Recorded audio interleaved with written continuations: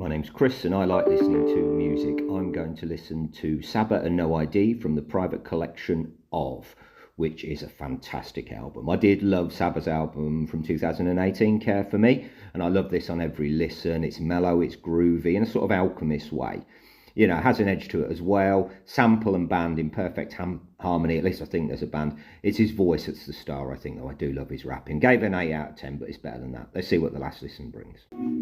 Track 1, Every Painting Has a Price.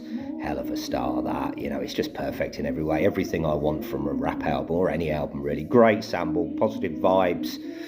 And yeah, something about the Jurassic 5s about it, just velvet on the ears. The whole thing just melts your heart and you're on board from the off. You know, you can't ask for more, really. 10 out of 10. Track 2, Breakdown. A little bit harder, but still uber smooth and very old school. I'm glad there's artists like Saba, you know, keeping the old school alive, and it's not all trap. The production is 2025, though, and the snare sounds are like so crisp. It's sort of got a lovely Hill Street Blues jazzy feel, quite Sonic, I guess.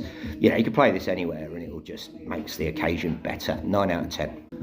Track 3, Crash. If the last track was a little bit Kendrick at the end, this is very Kendrick because when he does his R&B. The keys again are fantastic. The keyboards, that 80s soul dance floor feel. You know, there's a real love of melody here. The singing on this album is always really on point. That's not always the case with hip hop albums. Got a little Thundercat or Flying Lotus about it as well. Great. 9 out of 10.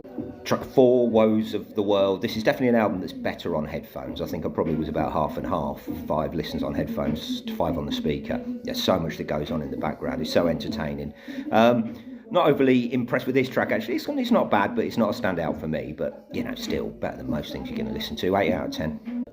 Track 5, Stop Playing With Me, just a minute of pure wonderment, you know, no filler or a skit at all. It's a minute long, but that bass line's a classic. It's a jazz feel, gospel singers, you know, you pack a lot into that. It's just over too quick. 9 out of 10. Track 6, Westside Bound Part 4.